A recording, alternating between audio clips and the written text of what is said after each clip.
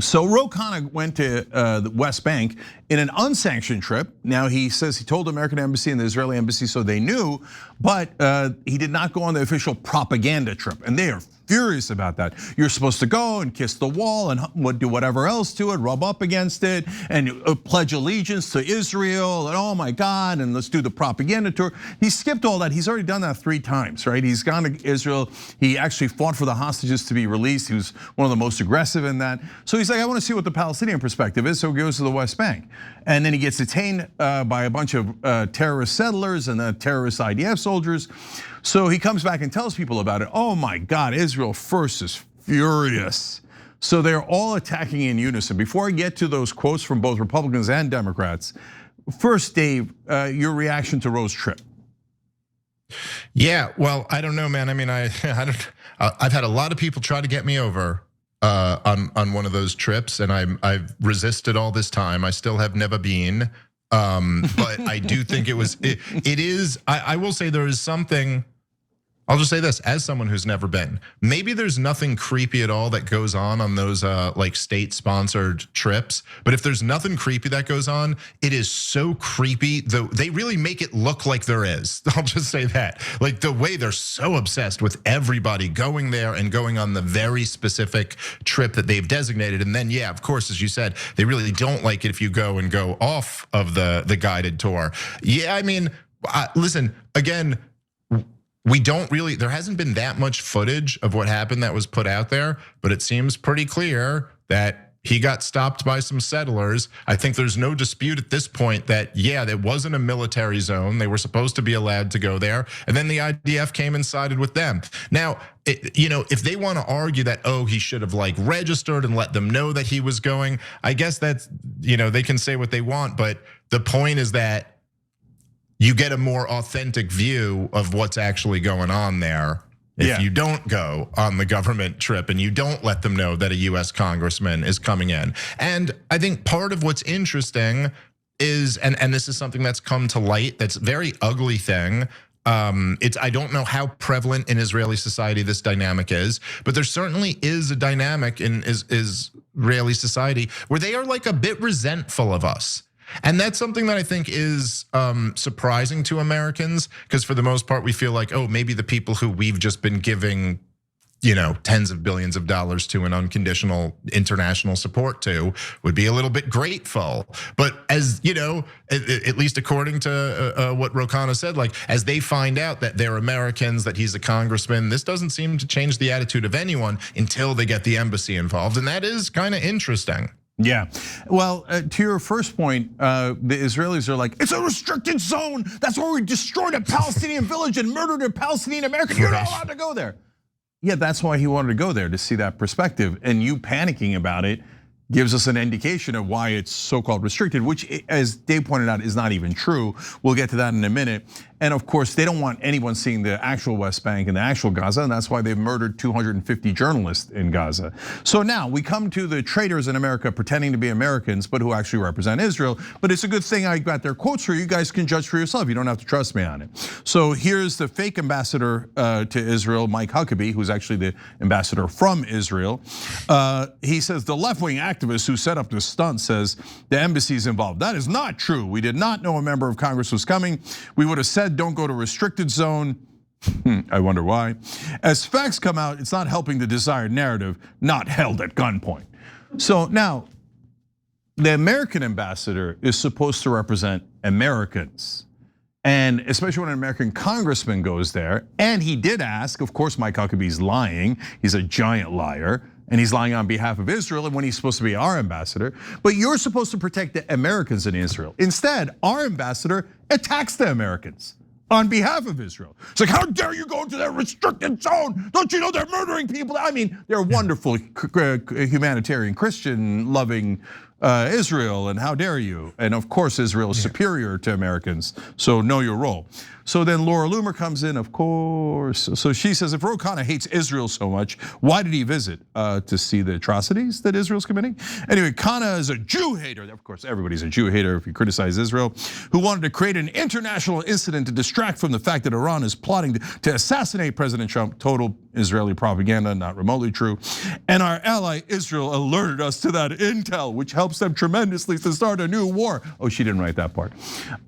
Or the new round of the war. Okay, so you got Laura Loomer, you got our fake ambassador. So far, nobody's surprised by that. Now we go to the Democrats. Wait, I thought vote blue no matter who. Unity. I heard that from Hillary Clinton. I heard it from Joe Biden. I'm sure it's true here, right? So Representative Josh Gottheimer gonna back that Democrat and 80% of Democratic voters, right? Oh, look at this. No, he's Israel's bitch. Who could have guessed?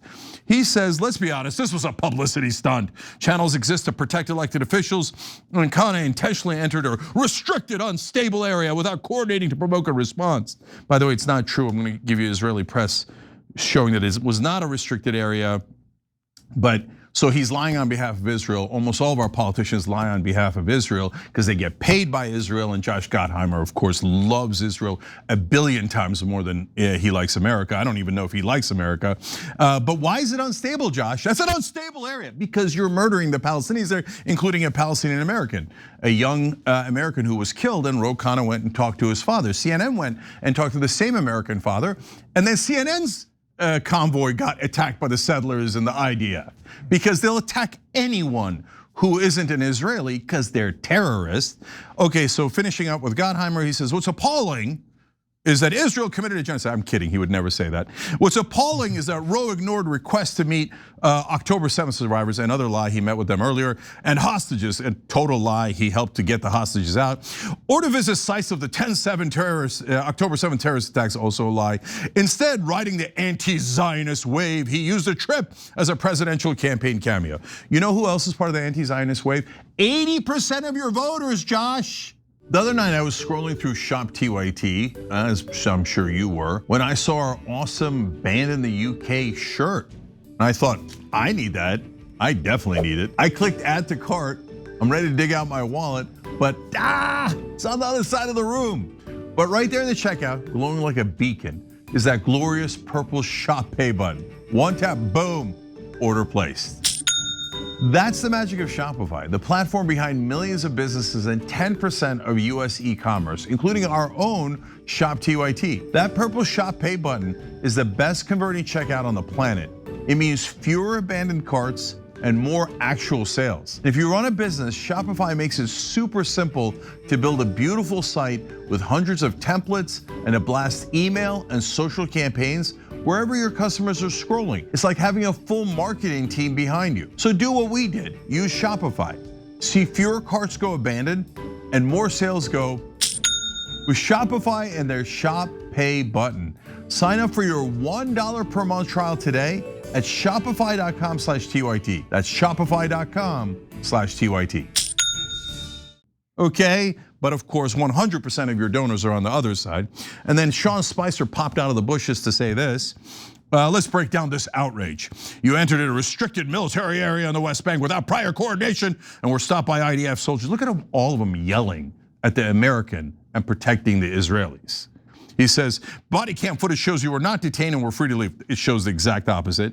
Do you want to take this back the same way you took back being proud of Plattner? So this is the Israeli talking point. Oh yeah, so we slaughtered the Palestinians and we're murdering them right now in the West Bank. But Graham Plattner, got you. And the Israeli ambassador said the same thing. They're totally unabashed about attacking Americans. They love attacking Americans. Because if you're disloyal to Israel, they'll try to take your head off, and they know that an American press will help them. But the Israeli press oftentimes way more accurate. So we go to the Jerusalem Post. They say it seems the Jewish settlers who stopped Khanna's vehicle from leaving the area believed that he had traveled illegally to a closed military zone. Khanna had said the group's van, surrounded by settlers wielding M4 rifles, he had been touring Kirbet Zanuta, whose Palestinian residents were forcibly displaced by settler raids in December of 2024. So there's the Israeli press saying what the American press won't.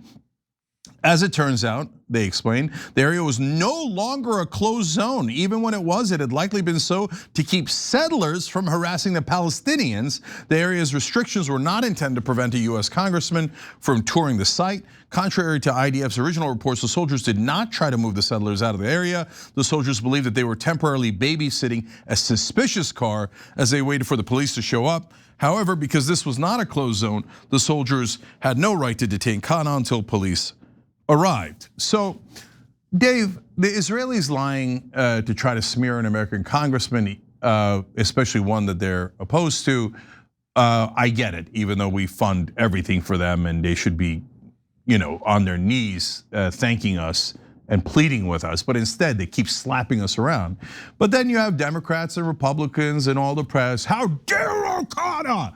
And then they tell us, no, Israel has no influence in Washington. Yeah. Well, I love that. Just because as you know well, more than most, it's like if you were to just listen to some of the Israeli propagandists tell the story, which I think is part of the reason why guys like me and you started really getting out and talking a lot about this after October 7th.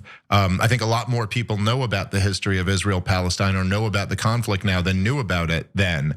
And for some of us who had been interested in it before that, it was kind of like, well, we can't just leave it to the Ben Shapiros and Dennis Pregers of the world because they'll give you a version of this history which is just cartoonish. Like, this is just, oh yeah, if you leave out 80% of it, then this is the story or whatever. And there's something where even just mentioning the settlers in the West Bank just destroys like 80% of the popular narrative that the Zionists want to push. Like, what?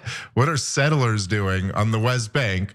Wait a minute, you're telling me that the entire world has accepted that Palestine only gets 22% of historic Palestine, but Israel has to give them back that 22%. And the Israelis are just going yeah, well, we're just slowly taking all of it. We won't take it at once, but we're just slowly gonna take more and more and more and more of it. And of course, they've ramped that up in the last few years and they're continuing to.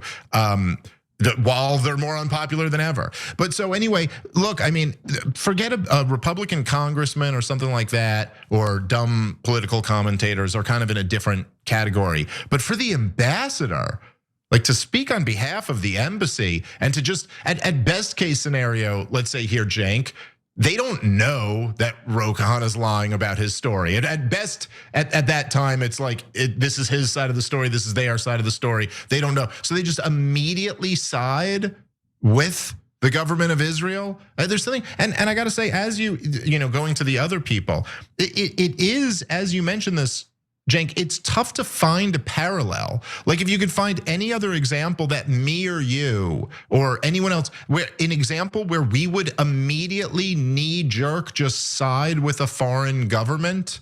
I mean, there might be some governments that I don't think we should launch wars against for no reason, like Iran. But if a team of journalists went to Iran and they reported, Cenk, let's say they went, oh, they detained us for hours and wouldn't let us go, I wouldn't just immediately knee-jerk go, no way they did that. You must have been in the wrong. I mean, yeah. who is so subserviently, devout to a foreign government that, look, I'll even say this at the, when I first heard the story, I don't know. I go, okay, they're saying one thing, Khanna saying another. Let's see what happened. You know what I mean? What? But this knee-jerk loyal reaction is very revealing.